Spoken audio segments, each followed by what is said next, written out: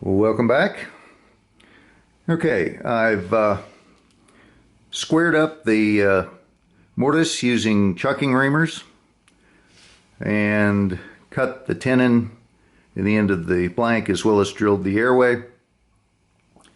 We've got a little bit more work to do here before we get on to modifying the shank size by a little.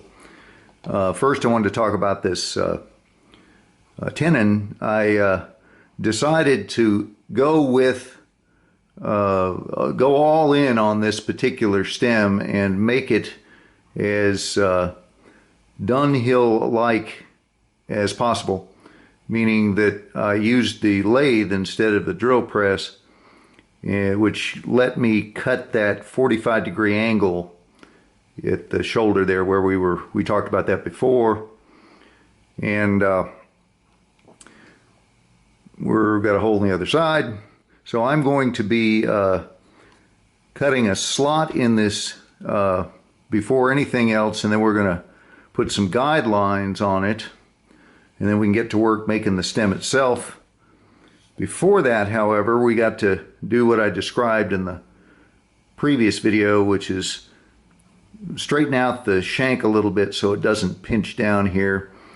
And before we can do that, we want to get the end of the shank completely flat and square. The mortise was in fact blown. It was about 4.5 thousandths bigger at the end than down below, meaning it was trumpet shaped or bell shaped, whatever you want to think of it. And that, as you would expect, the wood that comprises the shank actually opened up like a flower a little bit. The hole doesn't do it in a doesn't get larger in a vacuum. It tends to push the shank out. That's why the thicker the shank, the less likely you are to have a morphing mortise in terms of cylindricality, if that's a word. So anyway, when this does its open like a flower thing, that results in the end of the shank becoming slightly domed or mushroom-like. And then we got problems because when we put the new stem in there and do our work, or from here on, if there's a gap there, that's more than just a visual annoyance. It's a functional thing in that it'll continue to wear unevenly. When you shine it and buff it and stuff, it'll get fibers caught in there from buffing wheels. The end of the shank here, the sharp area here, will become rounded, and after a while it just looks increasingly worse with use. So if you get those as tight and cleanly pressed together as possible, then it's treated as one piece by all subsequent operations. So anyhow, I'm going to square this off using the technique that I showed you before in an earlier video with doing this number here with a piece of 800 grit taped to a table. And make sure it's a flat table with no like eraser crumbs or cookie crumbs or something underneath it. And just do this number as gently as you can and get no chatter, and then keep test fitting. Now, if you get good at that after a long time, you can do it quite quickly. In fact, you can do it quicker than the alternative, which is technically the better way, which is to put a pin gauge in there.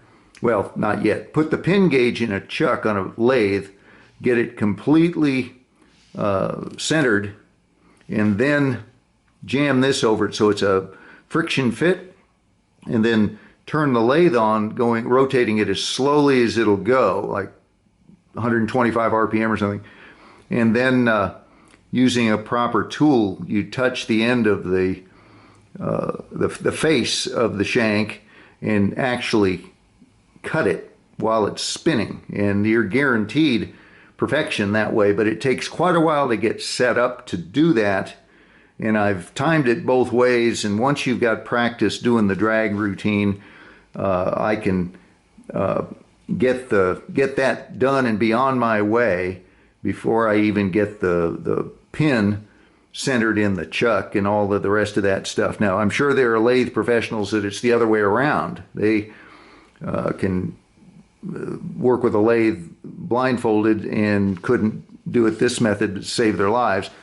So whatever works for you, as long as you get that square and flat. So nothing else left to talk about it until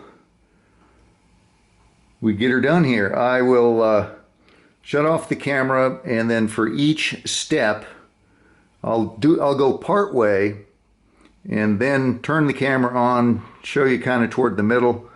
And anyway, I'm going to improvise with all of that, but there are people that have been responding to these videos that say, well, you explain a lot of stuff, but you don't demonstrate all that much, or as much as I would like. We want to see how you use certain tools in terms of angle and speed and so on. And I can understand that now that it's been pointed out to me. So I'm going to try from here on with these things, try to capture a minute's worth or whatever it might be of the actual real live process as it's happening. So I'll give that a whirl, and we'll just start in and see where it goes. So I'm going to shut it off for now, square up the end of that, and we'll take it from there.